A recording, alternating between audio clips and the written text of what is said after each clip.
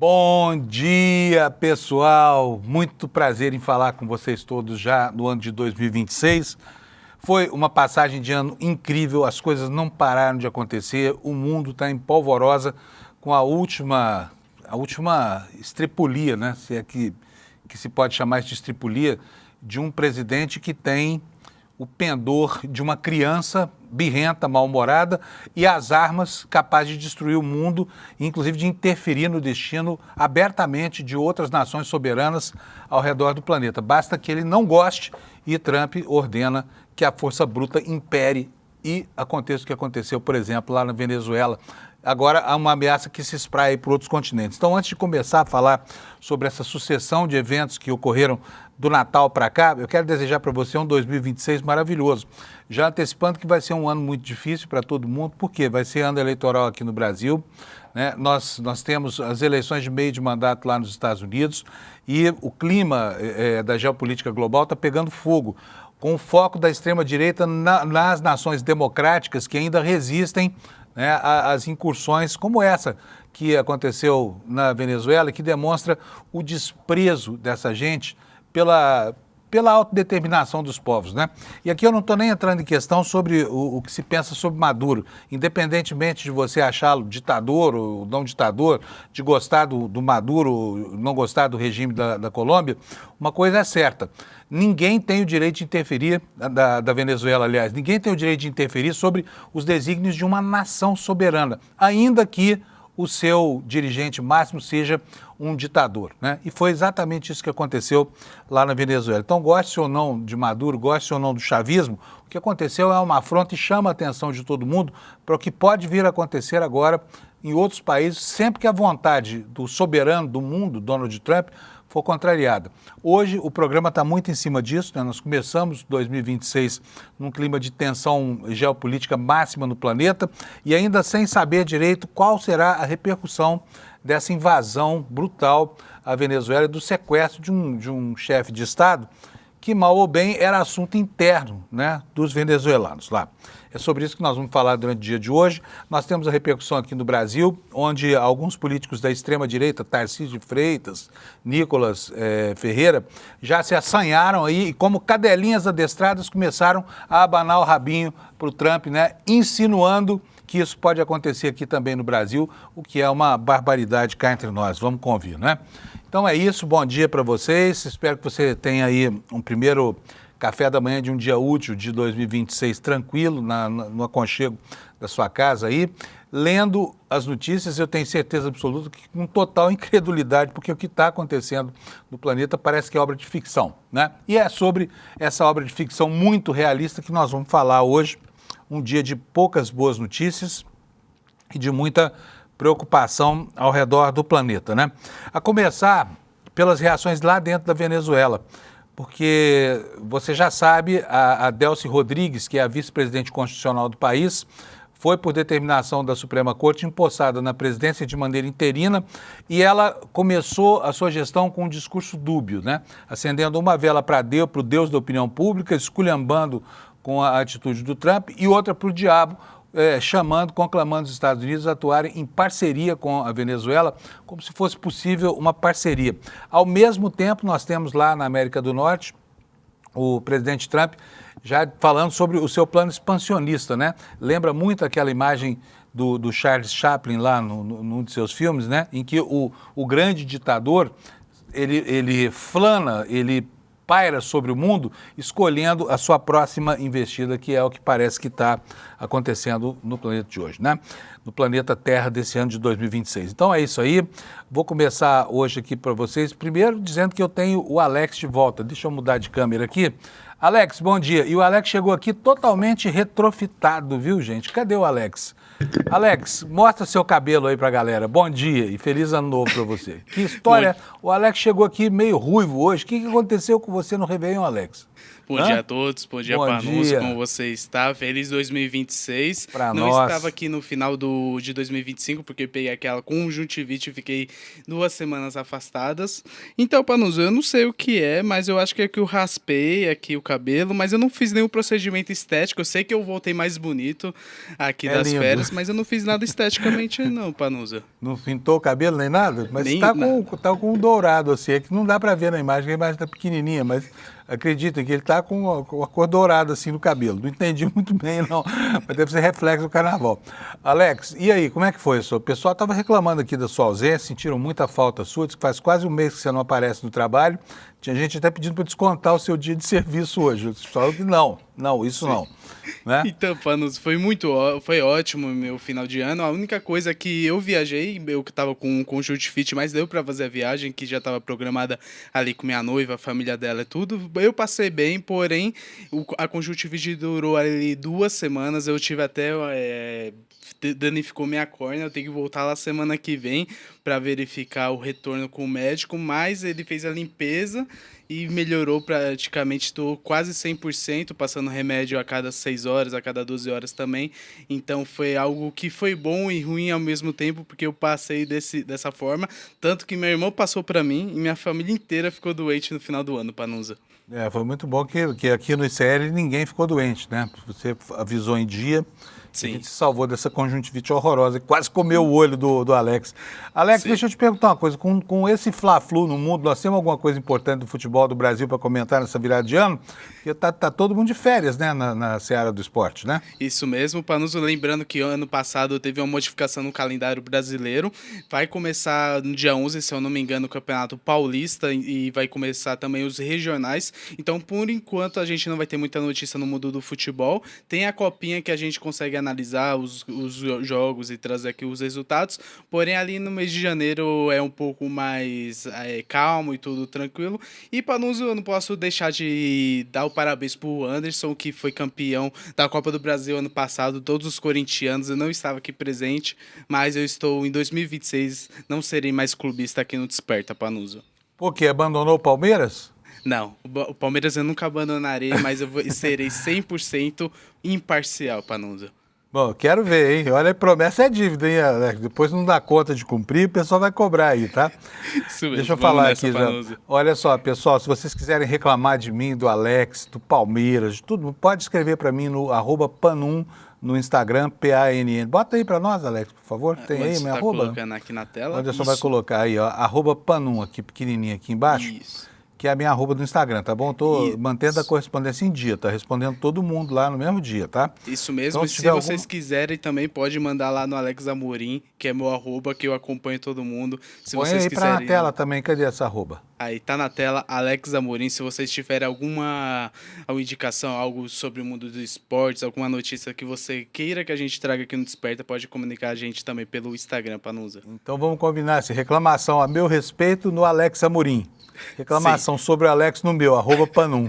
Beleza? Isso mesmo, 100% Maravilha. imparcial. Vamos nessa, Muito Panusa. bom. Abraço, Alex. Bom fim, bom começo de ano para nós, né?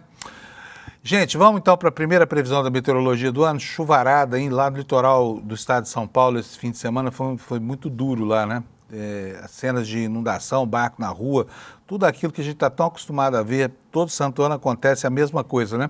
E eu tenho aqui o mapa, o mapa dos alertas do INMET, não é esse que você está vendo não, eu vou colocar para você aqui na tela já, porque nós temos avisos meteorológicos hoje bastante severos e convém a gente prestar atenção. Como a gente vê, essa faixa aqui que atravessa o Brasil de noroeste a sudeste, na faixa alaranjada é onde vai chover mais, mas eu não vou me deter sobre isso. Você está vendo aí no mapa, localiza a sua região aí, você já sabe se vai chover muito, pouco ou nada, tá bom? Nada só aqui no Nordeste, tá? No interiorzinho do Nordeste, na região do semiárido, e aqui em todo o restante do mapa, chuvas bastante aí. Com prevalência aqui no litoral do Espírito Santo, norte do Rio de Janeiro, e no sul da Bahia, por acumulado de chuvas. E temos aqui um outro alerta também de acumulado de chuvas aqui no estado de São Paulo, né? Continuando o estrago que a chuvarada fez nesse Réveillon. O que nos diz esse alerta aqui? Chuva entre 30 e 60 milímetros por hora, Isso corresponde de 30 a 60 litros de água para cada metro quadrado, chegando a 100 milímetros por dia, ou 100 litros por metro quadrado por dia, com risco de alagamento, deslizamento de encostas, transbordamento de rios em cidades com áreas de risco. Tá? É o que diz aqui o alerta do Instituto Nacional de Meteorologia. Agora vamos ver como é que ficam as temperaturas e o tempo nas capitais brasileiras, começando como eu faço sempre aqui por Porto Alegre. Porto Alegre vai ter um dia de sol lá com pouca nuvem no céu, 25 graus de máxima. Florianópolis a temperatura máxima chega a 23, em Curitiba a 25. Aqui em São Paulo já começa a previsão de chuva, tá? Aqui está dizendo chuva isolada, mas hoje de manhã já caiu uma garoa grossa aqui que não estava previsto, tá? Que não estava previsto, me pegou no meio do caminho na minha bicicleta. Lá no Rio de Janeiro, muitas nuvens, chuva isolada também, e daqui para cima, olha, a coisa começa a ficar bem feia, né? Lá em Vitória, pancadas de chuva e trovoadas isoladas, 26 graus Celsius de temperatura máxima. Belo Horizonte também deve chover bastante, trovoadas isoladas, 23 graus Celsius. Agora vamos para o centro-oeste brasileiro. Brasília também terá um dia de chuva com 27 graus de máxima, mesma coisa em Goiânia, com a mesma temperatura. Lá em Cuiabá, 34 graus de temperatura máxima, chovendo, né? Chovendo um pouquinho menos em Campo Grande, 36 graus, calorão lá em Campo Grande. Em Porto Velho, nuvens, pancadas de chuva, trovoada, 30 graus de temperatura. Em Rio Branco, a mesma previsão, 28 de máxima. Em Manaus, a temperatura chega a 33 graus Celsius. Em Boa Vista, vai a 34. Em Macapá, vai a 31 graus Celsius. Em Belém do Pará, 34. São Luís, temperatura máxima de 32. Teresina, 35 graus Celsius. E aqui, por último, Palmas, com 29 graus Celsius. Agora eu vou falar sobre as capitais do Nordeste brasileiro, tá bom? O pessoal estava reclamando aqui, pessoal lá de Teresina, que eu chamo Teresina de forno de micro-ondas do Brasil. Na verdade, é um forno convencional. Mas olha, eu não estou falando mal, só estou falando óbvio. Teresina é quente pra caramba, né? E agora tem o... Como é que eles falam lá? Setembro Obró? BR-Obró, eu acho que são os meses que terminam com BRO, com BRO, que são meses escaldantes lá, né? E a temperatura lá, olha, 35 graus, nem é a temperatura mais alta do país hoje, a segunda temperatura mais alta, tá? Porque a primeira está lá em Campo Grande, 36, né? Aí no litoral do Nordeste nós não devemos ter chuva, só nuvens lá em Fortaleza com 32 graus de máxima. Em Natal a mesma temperatura. Aí, peraí que tá pulando a Paraíba aqui, o pessoal fica bravo comigo. João Pessoa, 32 graus de máxima, também dia bom para praia, mesma coisa em Recife com 33, calorão. Maceió também 33, Aracaju 32 graus e Salvador, completando aqui o mapa do Brasil, com 31 graus Celsius de temperatura, tá? Agora, você já sabe das manchetes, você já sabe da meteorologia, vamos passar para as notícias, né? E como eu faço sempre, fiz ao longo de 2025 inteiro, repito aqui em 2026, porque em time que está ganhando não se mexe. Vamos lá para as manchetes que estão na capa do nosso site. Olha, a primeira informação é a reunião da Conferência dos Países Latino-Americanos e Caribenhos. Deu nada, né? Não deu nada. A América Latina racha e a reunião de emergência terminou sem um consenso sobre o que está acontecendo lá na Venezuela. Eu acho inacreditável, porque tem gente aí comemorando, né? A Argentina ontem tinha gente fazendo carnaval na rua lá por causa da intervenção do Trump sobre a Venezuela, sem que as pessoas atentem para o fato de que basta a vontade desse imperador do planeta para que aconteça a mesma coisa lá também, hein? Enfim, vamos lá, olha, aqui no Brasil... Manchetes aqui, manchetes secundárias debaixo desse título principal aqui, o governo Lula teme que esse método Trump na Venezuela se alastre pelo continente e não é sem razão, porque as ameaças graçam aí pelo ar, né? E a China pediu a libertação imediata do Maduro, mas fica naquela história de troca de notas, né? Troca de notas. Todo mundo manda uma nota dizendo que absurdo, e ninguém faz absolutamente nada, porque parece que o mundo entendeu, né, que agora... a moda na geopolítica é a política das zonas de influência. Então, cada nação superpoderosa com o seu quintal. Nós aqui na América do Sul e na América Central, quintal dos Estados Unidos, o quintal de Israel lá com a faixa de Gaza, cuja ocupação está mais do que conestada por essa ação norte-americana na Venezuela, né? as ações da Rússia em relação à Ucrânia e a possibilidade de expansão das fronteiras do tal Império Russo que o Vladimir Putin pretende remontar lá, né? O pessoal na Polônia muito preocupado com isso e na Ucrânia nem se fale. E tem também do outro lado, do outro polo, a China, né? A China que está aí de olho em Taiwan. E hoje em dia, entre essas três grandes potências, esse regime trilateral que está se instalando na governança do planeta, ninguém interfere na vizinhança do outro, ou no quintal do outro, né? Então todo mundo vai fazer o que quiser. Será que o mundo vai ser assim? Bom, segundo destaque aqui no nosso site, a presidente interina da Venezuela, por incrível que pareça, depois de fazer um discurso dizendo que a Venezuela não será colônia de ninguém, fez um apelo, né, como você está vendo aqui nesta manchete, olha, conclama a paz e agora fala em agenda de cooperação, como se fosse possível cooperar com alguém que violou a soberania do seu país, né? As pessoas estão por entender o comportamento da Delcy Rodrigues, que é a nova presidente da Venezuela, tá? E as ameaças que seguem, né? Aqui embaixo nós temos mais uma manchete, que você não está vendo inteira, deixa eu diminuir. Trump diz que Delcy Rodrigues pagará um preço alto se não cooperar com os Estados Unidos. E temos também o ex-ministro Celso de Mello, que hoje é uma espécie de porto seguro da lucidez no Brasil, né? Em mais um artigo espetacular que está publicado aqui no site do ICL, está em vários sites também, mostrando para nós qual é a gravidade, o que significa essa ação do Trump. Eu vou colocar aqui para vocês, olha, um trechinho do que ele falou, tá? Depois vocês veem aí, tem no nosso site, tem aqui no HJUR, que é esse aqui que eu estou pegando. Você pode ler aqui a opinião absolutamente coerente e o texto brilhante do ex-ministro Celso de Mello, né? Que cada dia mais se firma como uma espécie de alter ego da consciência política do Brasil. Ele diz o seguinte: essa conduta do governo Trump ordenando o sequestro internacional do chefe de Estado de um país soberano resulta da sua política externa controversa e atípica, caracterizada por especial ênfase na doutrina de segurança nacional dos Estados Unidos, no isolamento, no nacionalismo econômico, em negociações bilaterais e no personalismo egocêntrico e autoritário de seu presidente, o que permite ajustá-la a aspectos que autorizam reconhecimento quanto a Trump de certos paralelos históricos, e aqui ele compara as ações imperialistas e colonialistas dos Estados Unidos ao longo, né, do último século. Eu aqui quero fazer um comentário chamando você para ler esse artigo do ministro Celso de Mello, que é uma pérola, né, e para raciocinar também sobre a revivificação dessa tal doutrina Monroe, né, que foi instaurada a partir de 1823, quando o continente americano vivia uma epidemia de autonomia, né? Muitos países declarando independência em relação aos países europeus, né? O Brasil aqui em 1822, mas enfim, muitos países ao longo desse período aqui viveram um movimento de independência, de independência, e o presidente dos Estados Unidos, para proteger o país de uma recolonização europeia, decretou lá uma doutrina que falava que eram os Estados Unidos em primeiro lugar.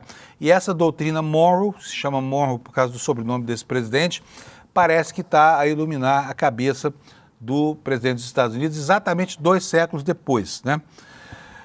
Vou continuar aqui com destaques secundários aqui do nosso site. Daqui a pouquinho o Kleber Lourenço já vai entrar para a gente explicando por que a deputada Érica Hilton foi à Procuradoria-Geral da República com uma representação contra o Flávio Bolsonaro e contra o Nicolas, né? Porque esses dois aí estão insuflando, né, uma intervenção externa. E tem mais gente comemorando, hein? Daqui a pouco nós vamos conversar com Lula Costa Pinto sobre o que disse o governador de São Paulo. É outro integrante da extrema-direita que está todo assanhado, parecendo uma cadelinha no cio com essa história do Trump, tá bom? O Jamil Chad, na coluna dele aqui no ICL, está avisando para nós que a base do Trump agora tem um novo alvo, que é a Groenlândia, né? Além disso, o próprio Trump já avisou que a Colômbia pode estar nos planos dele, também Cuba, né? Inclusive, hoje ele foi tão mal educado, chamou a Venezuela de país morto, né?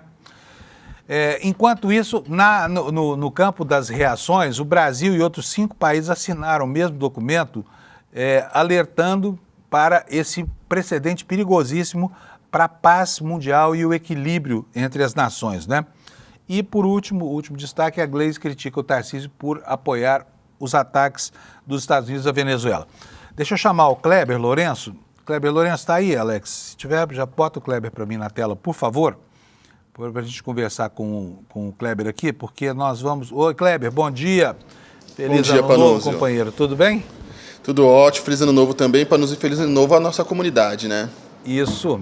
Como é que foi o seu plantão? Foi tranquilo? Descansou bastante, Kleber? Olha, a gente descansa na medida do possível, né? Como sempre, acho que é o meu mantra principal, no Brasil nós não morremos de tédio, Panunzio. Nós jornalistas morremos de cansaço, né? De estresse. Você dorme, acorda, Bolsonaro vai preso. Aí você dorme de novo, acorda, o ministro está na final da Copa Libertadores, lá no avião do lobista e do advogado. Aí tem dorme, outro que foge, o cara, o chefe da PRF foge, aí assim vão se sucedendo as coisas. Olha, eu não quero mais folga, tá? De Natal e Ano Novo. Fui falar com a Elga, minha chefe, para me dispensar dessas folgas, porque a gente trabalha mais nas folgas do que quando não está de folga, não é verdade? Totalmente. Kleber, bom, vamos lá. O Kleber hoje está com uma matéria aqui no ICL, eu mostrei para vocês, sobre uma ação. Está aqui, olha. Deputado aciona PGR contra Flávio Bolsonaro e Nicolas, porque estão incitando a intervenção. Meu, é inacreditável. Esses caras estão chamando o Trump para intervir no Brasil, porque não tem competência para ganhar uma eleição. Kleber, conta para nós o que é isso e o que foi que a Erika Hilton fez a respeito, por favor. Exatamente, Panunzio. Então, desde que a gente teve toda aquela situação na Venezuela com o sequestro do presidente Nicolás Maduro e a invasão do país, a extrema-direita decidiu fazer uma verdadeira série de troças e provocações nas redes sociais e até então passaria batido, afinal de contas, se fossem pessoas comuns, cidadãos ali, sem poder e sem serem eleitos pelo Estado, porque no caso de Nicolas e Flávio Bolsonaro, no caso, um deputado e um senador, o caso se torna muito mais grave, né? São representantes do Estado brasileiro defendendo veladamente, Panunzio, intervenção estrangeira e todo tipo de absurdo, inclusive de forma totalmente irresponsável. Flávio Bolsonaro e Nicolas Ferreira, por exemplo, em seguidos posts, começaram a sugerir de que Nicolás Maduro iria delatar o presidente Lula por alguma coisa que sabe-se lá o que é que seja, sem qualquer base factual. E aí um dos posts do Flávio, inclusive, que é bem interessante, Panunzio, Lula será delatado. Não fala pelo quê, quando, como, onde, o que seria, mas fala isso. E o Nicolas Ferreira vai pelo mesmo caminho, de falar Lula será delatado. E aí ficam incitando esse tipo de coisa. O Nicolas chegou ali a sugerir que Lula também poderia ser preso. Enfim, mais uma série de demonstrações desses expoentes da extrema-direita brasileira de total vassalagem e submissão aos Estados Unidos, Panunzio. Deixa eu só mostrar aqui, vou pedir pro Alex botar na tela pra gente alguns dos posts aqui. Esse aí do Flávio Bolsonaro, Lula será delatado. O Flávio Bolsonaro não se conforma, né? Candidato a presidente representando a ala neonazista da opinião pública brasileira, que não é pequena, né? Mas está aí assustando a opinião pública com uma série de mentiras. Ele fala aqui, ó, Lula será delatado. É o fim do Foro de São Paulo. Ele não fala do CEPAC, né? Que é o Foro de São Paulo elevado a -1, né? Na acepção deles aqui. Tráfico internacional de drogas e armas, lavagem de dinheiro, suporte a terroristas e ditaduras, eleições fraudadas. De onde que esse cara tira isso? Tanta bobagem assim. Vamos ver o Nicolas agora aqui, olha. O Nicolas dizendo aí, olha, tentei avisar para o Trump, tem mais um para levar. Pode alguém vassalo a esse ponto? Pois esse moleque, Nicolas Ferreira, é um sujeito que talvez não tenha tido tempo ainda de aprender minimamente o que é o comportamento histórico de uma nação e alguns valores, né, que parece que no universo deles não está em voga, mas um deles é da soberania e da autodeterminação, pois são valores que estão lá nos fundamentos da ONU, que, aliás, uma entidade que pouco dela se ouviu falar durante esse processo todo, né? Mas, enfim, olha só o atrevimento do Nicolas. Primeiro post, aí à esquerda de tudo. Eu tentando avisar para o Trump que tem mais um para ele levar. Aí faz uma fotomontagem aqui com o pessoal do DEA, os militares americanos, levando o Lula num aviãozinho, né? E aí escreve assim, olha, no tweet que está mais aí, no story, na verdade, porque isso aqui está no Instagram. Diz o seguinte: nunca vi tantos estrangeiros preocupados com petróleo venezuelano. Antes ninguém se importava, não se importava quando russos, chineses, iranianos, cubanos os saqueavam. Nem se importavam com 27 anos de massacres, torturas e assassinatos. Mas agora, de repente, o petróleo virou uma causa nobre. Só recomendo uma coisa... pode falar. Dá uma olhadinha ali embaixo, ó, tem uma divulgação de uma casa de apostas no post do Nicolas Ferreira, que isso é ainda mais absurdo. Bota aqui, eu não tinha reparado nisso não. Bota de novo no quadro aqui meu slide, eu vou botar na tela cheia aqui. Mas realmente, olha aqui, ó, Games, né? O que é isso aqui? É uma casa Seven de Games apostas. Bet BR. Nem sei se essa espelunca aqui é legal ou se não é legal, se está legalizado ou não. Nunca ouvi falar, porque eu não entendo nada de bet, de aposta. Mas está patrocinando o Instagram do deputado, é isso? Não sei, assim, a única constatação que eu bati de cara ali é que o post do deputado tem uma divulgação de uma casa de apostas, assim, dentro de tudo que tem de mais surreal no entorno desse deputado, né, Panunzio?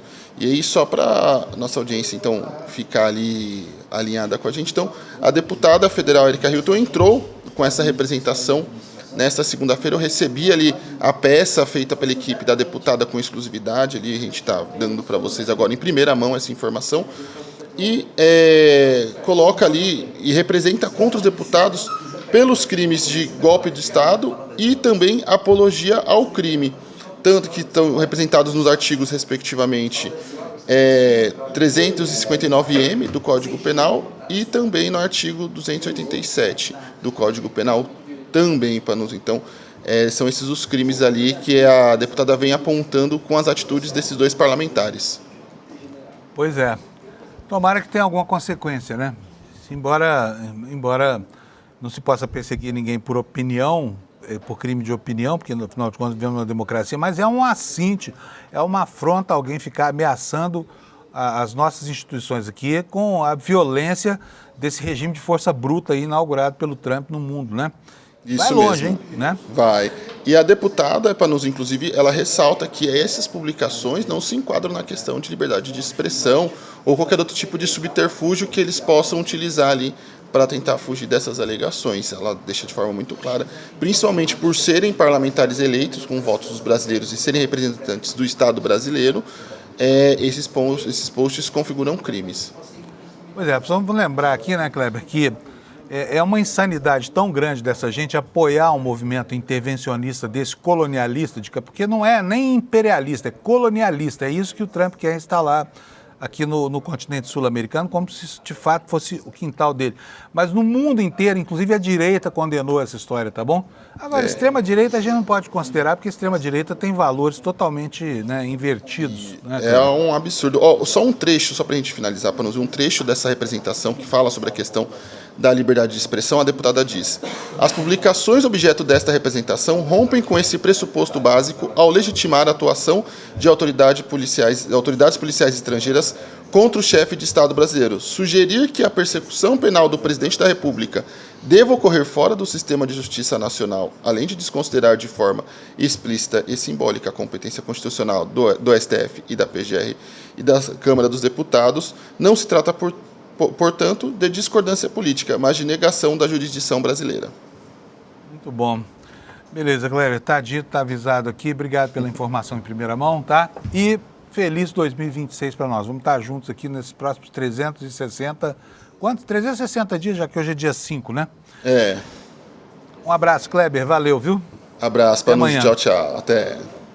Gente, vou mostrar para vocês aqui, o Brasil e mais 5 países assinaram um documento condenando essa ação de força brutal dos Estados Unidos sobre a autonomia da Venezuela. Vou mostrar para vocês aqui a nota, quero ler para vocês. Já nós teremos o Lula Costa Pinto aqui para falar sobre outros assuntos correlatos, tá? A nota diz o seguinte, olha, é uma nota assinada por 5 países, tá? Os governos do Brasil, México, Chile, Colômbia, Uruguai e Espanha, diante da gravidade dos fatos ocorridos na Venezuela e reafirmando seu apego aos princípios consagrados na Carta das Nações, expressam de forma conjunta as seguintes posições. 1. Expressamos nossa profunda preocupação e rechaço diante de ações militares executadas unilateralmente no território da Venezuela, as quais contrariam princípios fundamentais do direito internacional, em particular a proibição do uso e da ameaça do uso da força, o respeito à soberania e à integridade territorial dos Estados, consagrados na Carta das Nações Unidas. Tais ações constituem um precedente extremamente perigoso para a paz e a segurança regionais e para a ordem internacional baseada em normas, além de colocar em risco a população civil. 2. Reiteramos que a situação na Venezuela deve ser resolvida exclusivamente por meios pacíficos, por meio do diálogo, da negociação e do respeito à vontade do povo venezuelano em todas as suas expressões, sem ingerências externas e em conformidade com o direito internacional. Reafirmamos que apenas um processo político inclusivo, liderado pelas venezuelanas e pelos venezuelanos, pode conduzir a uma solução democrática, sustentável e respeitosa da dignidade humana. 3.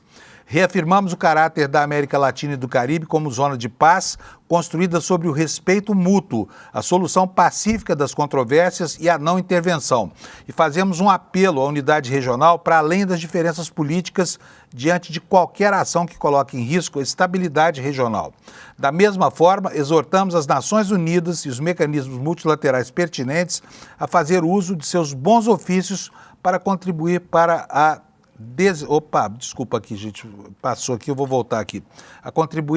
desescalada das tensões e para a preservação da paz regional. E 4, manifestamos nossa preocupação diante de qualquer tentativa de controle governamental, da administração ou de apropriação externa de recursos naturais ou estratégicos, o que se mostra incompatível com o direito internacional e ameaça a estabilidade política, econômica e social da região. Lembra aqui que, de novo, né, que é uma nota assinada, além do Brasil, pelo México, Chile, Colômbia, Uruguai e Espanha, Brasil, como eu falei, e mais 5 países. Deixa eu perguntar para o Alex se o Lula já está aí plugado direitinho, conectado. Tá, Alex? Então, beleza. Vamos lá, então. Bota o Lula para nós, que nós vamos ter um assunto para mais de metro hoje para tratar do Lula. Companheiro, feliz 2026 para você. E antes de mais nada, eu queria saber como é que foi a sua folga. Descansou bastante? Aproveitou? Tomou muita cachaça? O que aconteceu, Lula? Bom dia, Fábio. Bom dia quem nos assiste, quem nos ouve, né? Olha, foi uma folga curta, mas restaurativa, naquelas áreas que nós chamamos o sul de Pernambuco, que se estende até o início do Espírito Santo, englobando toda a Bahia, né? Olha que os baianos vão ficar muito aborrecidos com isso, porque você sabe que quando eu trabalhava na Globo, o Lula era criança nessa época ainda, mas tinha uma disputa entre os repórteres da Globo na Bahia e em Pernambuco para ver quem mentia mais sobre o carnaval. Então, quando você falava assim, ó, tem 1 milhão no Galo da Madrugada, outro falava, mas aqui no Circuito Ondina Bar tem 2 milhões. E aí foi, né? Criou-se a tradição do carnaval, que tinha muito mais gente do que de fato havia nas ruas. Então, os baianos hoje devem estar uma fera com o Lula. Mas vamos dar um desconto, porque o Lula é pernambucano da gema, né, Lula? Então, faz parte do folclore. Mas, Lula, maravilha. Conta pra nós. Mas, Fábio, e aí então?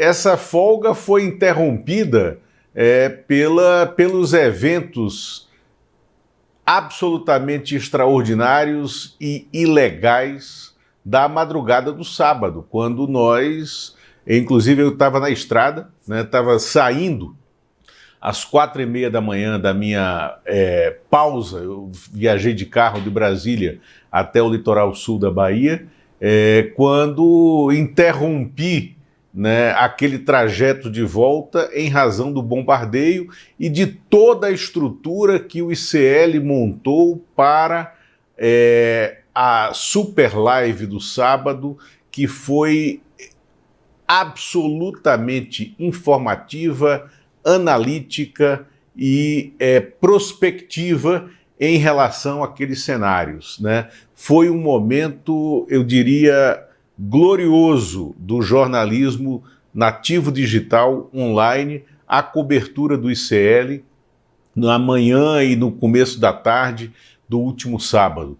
Quando ocorreram, Fábio, aí vamos falar desses eventos que ocorreram e da manifestação apropriada, profunda e enérgica do nosso, que eu costumo chamar, o nosso eterno decano do Supremo Tribunal Federal, o ex-ministro Celso de Mello, hoje aposentado, mas que é um jurista na ampla acepção da palavra e que ontem ele mandou uma carta em formato de acórdão, né, para o Jamil Chad, que a publicou no nosso site do ICL Notícias, aonde ele mostra todos os caminhos da ilegalidade desse sequestro do Nicolás Maduro, que ocorreu na madrugada do sábado na Venezuela, e da anexação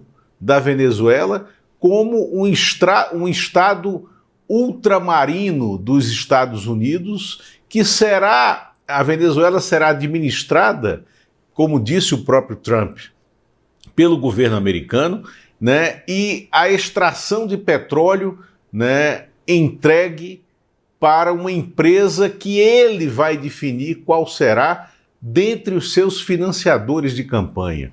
Ou seja, é tudo absolutamente ilegal dentro do direito internacional, e é isso que a Organização das Nações Unidas vai começar a discutir, a debater no seu foro hoje, né, numa reunião extraordinária, né, do seu Conselho de Segurança e também da sua Assembleia de Nações. Porque tudo o que aconteceu desde sábado é ilegal, é impossível de ser aceito pelo mundo livre e independente, né, como nós vimos nessa manifestação do Brasil e de alguns países latino-americanos. A América Latina está dividida, né, na repercussão e na reação a esse cenário intervencionista americano, né? Isso é muito ruim, porque o que aconteceu foi inédito, novo, perigoso, e ontem à noite o presidente Donald Trump começou a lançar ameaças na direção da Colômbia, né, e também já sugeriu que pode fazer algum ato intervencionista em direção a Cuba, né? E ele já tem essa tensão, como você mostrou aqui, em relação à Groenlândia, onde há uma divisão e um racha diplomático e também econômico com a Dinamarca. A Dinamarca, que administra a Groenlândia, né, que é uma área livre, mas vinculada economicamente à Dinamarca, aonde há uma passagem internacional de navios mercantes cada vez mais relevante em razão do aquecimento global, que está abrindo os canais de trânsito da marinha comercial e militar na Groenlândia, né? Os Estados Unidos estão ameaçando fazer uma intervenção, né, no hemisfério norte também. E isso, além de ser inédito, é altamente arriscado num cenário em que o mundo está absolutamente dividido em diversos conflitos regionais, Fábio. Ô Lula, e tem mais um detalhe nessa história toda, que é o seguinte: é tão incomensurável essa atitude do Trump, é tão incompreensível também, que lá nos Estados Unidos mesmo estão procurando sentido disso, porque o sujeito mobiliza, né, 1/4 dos militares americanos para colocar no Mar do Caribe. Coloca praticamente toda a sua frota de porta-aviões enfim, com arsenal nuclear terrível, para sacar de lá um presidente da República cuja legitimidade está sendo questionada, mas ainda assim é um problema do povo da Venezuela, não é um problema do povo americano, muito menos do governo americano, e a partir daí ele começa a fazer bravatas, né? Mas lá dentro dos Estados Unidos está pegando mal, porque ninguém está entendendo de que forma o Trump pretende, como é que se chama, run the country, né? Governar o país à distância, sendo que não ficou um soldado americano lá. Não ficou ninguém. Como é que ele vai exercer como é que ele vai chacoalhar o seu porrete, não está claro. Olha aqui na capa do New York Times de hoje, olha, Lula, Movimento de Trump para mudança de regime na Venezuela ameaça uma nova ruptura do MAGA. Sabe por quê? Nem no MAGA, que é o Make America Great Again, o movimento do Trump, movimento do Partido Republicano, ninguém entendeu como é que ele pretende exercer o seu poder sobre os venezuelanos. Agora, tem muita gente aqui no Brasil que, se antecipando essa discussão, Lula, meteu os pés pelas mãos, né? Deixa eu mostrar aqui um vídeo do governador Tarcísio de Freitas, né? Que com uma cadelinha no cio foi lá e abanou o rabinho de novo para o Trump, que ele, aliás, já havia apoiado lá para trás, né? Quando começou a intervir na política brasileira. Roda para nós, por favor, Alex. Cruel e corrupto capturado. Mas por muitos anos, milhões de venezuelanos também foram capturados. Perderam seus negócios, foram obrigados a deixar o próprio país e viram a esperança ir embora. Uma ditadura não cai da noite pro dia. Ela corrói lentamente, apodrece por dentro. As instituições vão morrendo aos poucos e o preço é altíssimo. Custou a liberdade de inocentes, os direitos políticos de opositores, a prosperidade da Venezuela e de seu povo. E tudo isso só foi possível ao longo do tempo porque houve conivência, omissão e até apoio explícito de quem insistiu em chamar um ditador de companheiro. Enquanto isso, famílias cruzavam as fronteiras, crianças abandonaram as escolas, perderam a infância, pais venderam tudo para recomeçar do zero. Nós acolhemos vários aqui de braços abertos. Pessoas que antes sonhavam em vencer passaram a lutar apenas para sobreviver. A ação de hoje não devolve o tempo perdido, não apaga as histórias interrompidas, os anos de sofrimentos, mas abre uma janela de esperança. A possibilidade de vencer o terror, reencontrar a liberdade, reconstruir o futuro. Que 2026 começa agora, marca o início de um novo tempo para o povo venezuelano, com eleições livres, justas, paz, prosperidade. A Venezuela agora está vencendo a esquerda e no final do ano o Brasil também vence. Agora tem gente, Lula, vou continuar mostrando aqui, tá? Pra vocês irem formando aí na cabeça uma ideia, né? De como os brasileiros reagiram a isso. Não vou nem mostrar o pessoal da esquerda, porque todo mundo sabe que a condenação é enfiar a voz corrente. Mas Baleia Rossi, do MDB, né? Uma voz, o MDB já foi um partido altivo lá atrás, foi o Partido da Redemocratização. Em 1974, Ulisses Guimarães peitou a ditadura brasileira com uma anticandidatura que marcou, né, o perfil do MDB, do PMDB, na época era MDB, para todos sempre. Agora, olha o que o Baleia Rossi falou. Minha solidariedade ao povo venezuelano, que há vários anos vive sem democracia. A crítica aqui é o Maduro, não é os Estados Unidos. E aí ele começa a falar que o Brasil deve defender soluções pacíficas e diplomáticas respeitando a vontade popular, que a Venezuela reencontre o caminho da democracia. Não condenou com nenhuma palavra o que aconteceu lá nos Estados Unidos. E aqui, Gilberto Kassab. Todo mundo que o Kassab é a estafeta do Tarcísio, tem nutrido uma candidatura que não vai acontecer. O que ele diz? Olha, é hora de aplaudir o fim da ditadura e saudar os novos tempos na Venezuela. Alô, Kassab, sintoniza, filho. Vamos ver aqui. E que a partir de agora prevaleça a democracia nesse país, o que é fundamental para o equilíbrio político, social e econômico. Somente numa democracia que os líderes são escolhidos de forma justa e transparente, com liberdade de expressão e reunião e se respeitam as liberdades individuais. E é a democracia que promove desenvolvimento econômico, criando um ambiente estável e atraente. Aí continua aqui, não sei nem se eu devo ler o restante, acho que não vou ler não, mas é incrível ver o Kassab abanando o rabinho também como cachorrinho no cio para o Donald Trump. Fala, Lula. Fábio, é surpresa para ninguém essa manifestação do Tarcísio de Freitas, que inclusive foi uma manifestação, um vídeo produzido, um vídeo com produção de marqueteiro. O marqueteiro do Tarcísio de Freitas é argentino, era da equipe que produziu o Milei. Esse desastre não só ideológico e econômico, mas, sobretudo, um desastre social. E o Tarcísio é essa geleia ideológica, moral, essa geleia de propostas e de projetos, e, inclusive, é um candidato a própria reeleição, a tentativa de reeleição como governador de São Paulo, porque ele está cada vez mais fora do cenário nacional e colocado à margem desse processo nacional pelo Flávio Bolsonaro. O que me surpreende nessas manifestações, Fábio, é a posição de Gilberto Kassab.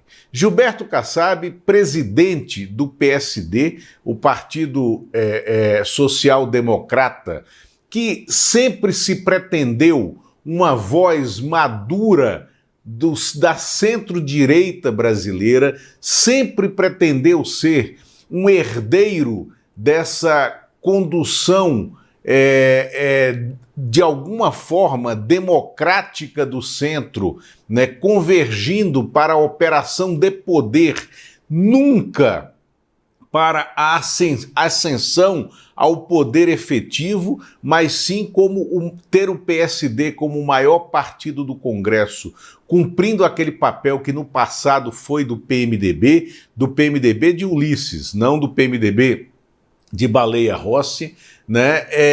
E não foi isso que vimos nessa declaração em que a raposa, entre aspas, Gilberto Kassab, ao tirar, né, o seu casaco de vison, né, embaixo daquela pele de raposa, o que tinha era um rato, né? Era um rato ideológico, um rato político que não tinha o direito de produzir essa declaração, que ela é enviesada, ela é mentirosa, né? E ela não condiz com a estrutura democrática brasileira, sobretudo de alguém que se vê como um condutor da centro-direita e desse centro democrático, porque me surpreendeu, né, essa infantilidade ideológica e política do Kassab,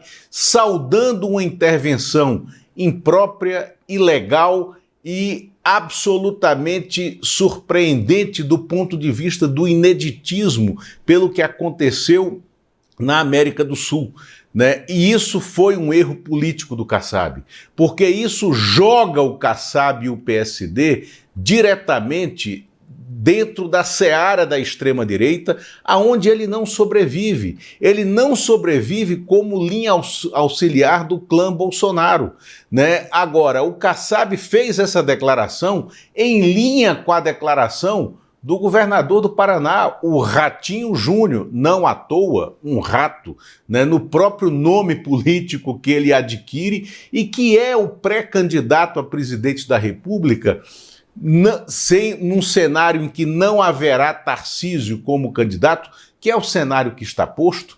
O Ratinho é candidato alternativo, é candidato a uma terceira via que não existe no mercado financeiro, porque esse mercado financeiro brasileiro é um mercado financeiro transtornado por uma má análise de conjuntura, né? Então o Ratinho fez uma declaração nessa mesma linha do Gilberto Kassab e até mais efusivo. Ele usou 3 expressões finais na declaração dele com exclamações e que mostra como está perdida essa centro-direita brasileira que se colocou no colo da extrema-direita e que perdeu razão de ser nesse campo democrático nacional. Agora, também me chamou a atenção, dentro do PSD, uma divisão, porque o governador do Rio Grande do Sul, o Eduardo Leite, que também tem pretensões de ser eventualmente um candidato ou a presidente ou a vice, e não será, né? O Eduardo Leite fez uma declaração condenando a ação norte-americana e levantando preocupações razoáveis em relação a essa intervenção da maneira como foi feita. E a governadora de Pernambuco, que também é do PSD, Raquel Lira, se isentou de comentar. Não, ela ignorou esse cenário externo porque ela está perplexa com essa estratégia do presidente do PSD, Gilberto Kassab, de celebrar essa intervenção imprópria.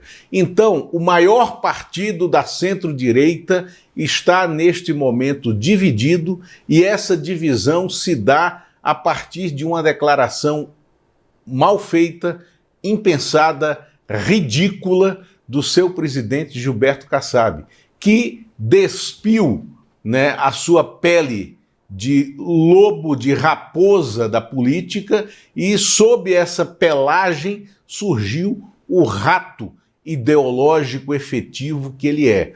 Gilberto Kassab vai pagar um preço alto por essa declaração. Lula, agora, não está no nosso roteiro, não está combinado, mas o Lula talvez seja hoje a melhor fonte sobre esse assunto. Eu queria abusar dos conhecimentos do Lula sobre isso, porque esse fato na Venezuela não pode obscurecer o que está acontecendo aqui no Brasil. Nós temos aqui no Brasil um processo de apropriação do Estado brasileiro por marginais de baixo calibre, entendeu? Que são esses caras do Banco Master e Companhia Limitada. E não é uma quadrilha pequena, não. Envolve 2 presidentes de partido, pelo menos 3 governadores, ministros do Supremo, numa situação vexatória. E eu quero saber de você, Lula, o que a gente pode esperar desse começo de ano? Porque na véspera do Natal, o Toffoli se apressou, o Toffoli que estava lá no avião do advogado e do lobista do Banco Master, se apressou, chamou, decretou sigilo e tudo mais, e mandou fazer uma cariação estranha, porque não havia ainda nenhuma contradição no curso de um processo que sequer tinha começado. O que nós podemos esperar do Banco Master para esses primeiros dias de janeiro? Fábio, o colunista do jornal O Globo, Lauro Jardim, dá uma notícia que eu acho que não está correta em sua amplitude. Agora de manhã ele deu uma nota dizendo que o trade político em torno do Banco Master, que envolve esses governadores que você falou, e vamos nominá-los, Tarcísio de Freitas, Cláudio Castro e Ibanez Rocha, além do senador Ciro Nogueira, ex-ministro da Casa Civil do Jair Bolsonaro, do presidente, né, do União Brasil, Antônio Rueda. Esse é o núcleo duro, né, de atuação política, né, ao qual sempre recorreu o Daniel Vorcaro, o ex-banqueiro do falido, do quebrado, do banco sob intervenção, o banco liquidado, Banco Master. O Lauro Jardim disse que eles esperam a desintervenção do Master decretada pelo TCU nesse processo impróprio e ilegal que está sendo tocado pelo ministro do TCU, Jonathan de Jesus. O Jonathan de Jesus é ministro do TCU, egresso do PL, do Centrão, ele é pastor evangélico, né? E ele foi médico, o mais né? recente... Ele é médico, ele é médico, ele não é contabilista, não é contador, economista, não é nada, né? Não é, exatamente. Não é nada, e o TCU não tem instrumento legal para atuar em liquidação bancária quando a liquidação foi determinada por fraudes, como que foi determinado pelo Banco Master. Aí o Lauro Jardim diz que há uma possibilidade e há uma divisão dentro do TCU, né, a favor dessa visão do Jonathan de Jesus. Isso não existe. O TCU, o restante dos ministros do TCU, exceto Jorge Oliveira, que foi indicado por Jair Bolsonaro, que foi ministro indicado pelo Poder Executivo, né, na época do governo Jair Bolsonaro, esse fecha com o Jonathan de Jesus. Todo o resto é contra essa ação imprópria e já se preparou para reunir o plenário do TCU, mesmo durante o recesso, e impedir que uma liminar monocrática do Jonathan de Jesus, imprópria e ilegal, levante de qualquer forma a liquidação, o processo de liquidação, né, do Banco Master, que já está em curso e que está plenamente documentado diante de todas as fraudes. Então, esse alerta citado pelo colunista Lauro Jardim é, na verdade, uma manifestação dos spin doctors, né, da política, do trade político, ligados ao próprio Daniel Vorcaro, né? E hoje começa a ação de análise dos auditores do TCU, né, dentro do Banco Central, né, da papelada que levou à liquidação do Banco Master. E os auditores do TCU, que são profissionais, concursados, não são indicados pela política e que são muito mais fortes que os próprios, porque eles são o poder constituído, eles são os funcionários de Estado, são muito mais fortes que qualquer ministro, né? Eles irão perceber e eles irão acabar com essa ousadia, né, do ministro Jonathan de Jesus.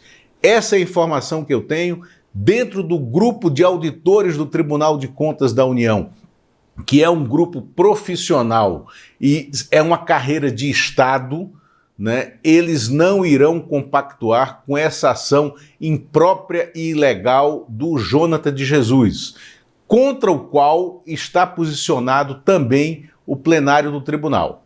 Agora, Fábio, eu quero falar sobre a semana política, que há uma data que a gente tem que ficar alerta e que ganhou um novo colorido e um novo contexto desde sábado, que é o 8 de janeiro, que será quinta-feira, o 8 de janeiro de 2026, né, que lembrará o 8 de janeiro de 2023, né, aqui no Brasil. O presidente Lula convocou um ato, uma grande manifestação política, não é uma grande manifestação com massa na rua, mas uma grande manifestação política, né, para a Praça dos Três Poderes. Provavelmente nesse 8 de janeiro, né, agora quinta-feira, será o dia em que o presidente Lula irá divulgar o veto àquela maluquice, né, do PL da dosimetria aprovado pelo Congresso Nacional. Ele vai vetar, né, liminarmente todas as alterações que beneficiam os presos, condenados e sentenciados pelo Supremo Tribunal Federal pela tentativa de golpe de Estado. E torna-se muito forte essa data e essa manifestação à luz do que ocorreu na Venezuela no sábado, porque é necessário que a gente faça um exercício de reflexão. E se, em 2022, o presidente americano fosse o Trump e não o Biden? E se, durante as tentativas de golpe e de fraude na eleição brasileira que foram tentadas, houvesse nos Estados Unidos uma estrutura de poder que compactuasse com isso que estava acontecendo no Brasil e com a tentativa de não dar posse ao presidente Lula? E se, no 8 de janeiro de 2023, o presidente que estivesse na Casa Branca, no Salão Oval, fosse o Trump e não o Biden? O Trump, que é, como nós vimos, absolutamente intervencionista, é uma personalidade que não liga para os organismos multilaterais de manutenção da paz, como ONU, OEA, como o Tribunal de Haia, né, e que promove ações de sequestro e extração de chefes de Estado ao arrepio das democracias internas e da liberdade de autodeterminação das nações, porque foi o que aconteceu na Venezuela. Então, esse 8 de janeiro de 2026, quinta-feira, na Praça dos Três Poderes, com as manifestações que o governo federal fará para lembrar essa data, é um dia para que nós ficarmos de olho, mais uma vez, né, na propriedade com que o governo brasileiro tem se manifestado no repúdio e na repulsa a esses atos de violência que estraçalham a democracia. Lula, beleza, muito obrigado. Nosso tempo, infelizmente, terminou, mas nós temos o N1 começando daqui a pouquinho, né? E todos esses assuntos vão estar em discussão aqui, porque, afinal de contas, o ano de 2026 nasce sob o signo dessa volta da doutrina Monroe e do intervencionismo colonialista que os Estados Unidos reinauguram agora em pleno primeiro quarto do século XXI. Um abração para você, Lula. Obrigado, viu? E bom ano para nós. Um abraço, Fábio. Obrigado. Sempre um prazer estar aqui. Prazer é todo nosso, Lula. Muito obrigado mesmo. Gente, bom, assim nós estamos encerrando aqui. Eu só quero lembrar para vocês que nós tivemos aqui, né, um ano muito intenso e a comunidade do ICL foi muito importante para a continuidade das nossas atividades aqui, esse jornalismo completamente livre que se faz por aqui. E, bom, quero lembrar para você da importância de assinar o ICL, né? Nós estamos agora com uma campanha no ar para que você, que já fez parte do quadro de assinantes aqui, que já nos apoiou, volte para nós, e para você que não nos apoiou, que dê aqui a sua contribuição para a manutenção desse espaço tão importante de liberdade editorial plena que nós temos aqui no ICL, tá bom? Olha, você pode ver aqui, olha, no icl.com.br, nesse link aqui, vai lá e faz a sua assinatura, custa baratinho, com R$ 47,00 você pode estudar todos os cursos que nós oferecemos aqui, são mais de 300, e com um pouquinho mais você dá uma bolsa de estudo para alguém que não tem condição e que precisa dessa formação proporcionada pelo ICL, tá bom? Então, olha, bom dia para você, estamos juntos aí ao longo desse 2026 e sejamos felizes aqui enquanto for possível, né? Até porque o inferno está logo ali. Precisa lembrar que em outubro nós temos eleição e olhe só, como lembrou bem o Lula, né? Como é que essa eleição vai acontecer. Agora, sentado na cadeira lá, né, de Zeus, tá Donald Trump, esse sujeito que já mostrou do que é capaz porque não gostava do Maduro na Venezuela. Bom dia para você, até amanhã. Obrigado pela sua audiência.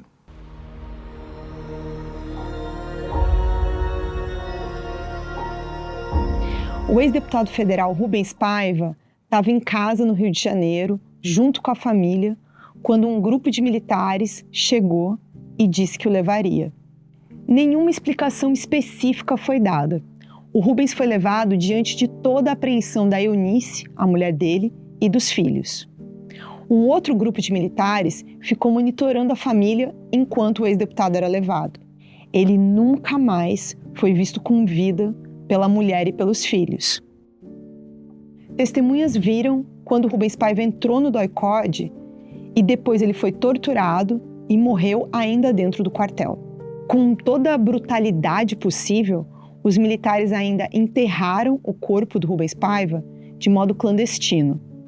Os restos mortais dele nunca foram sequer devolvidos para a família. E até hoje não se sabe ao certo o que eles fizeram com o corpo do Rubens Paiva. Depois de anos de investigação em 2014, o Ministério Público Federal denunciou 5 militares pelo assassinato do ex-deputado. Só que até hoje o caso ainda não foi julgado por causa de um recurso que está parado no Supremo Tribunal Federal. Como o corpo do Rubens Paiva nunca foi encontrado, o Ministério Público Federal argumenta que é um crime permanente e não pode ser anistiado, como já prevê a legislação internacional na área. Eu sou Juliana Dalpiva, colunista do ICL, e convido você para conhecer os detalhes dessa história junto com o Marcelo e a Vera, 2 dos filhos do Rubens Paiva.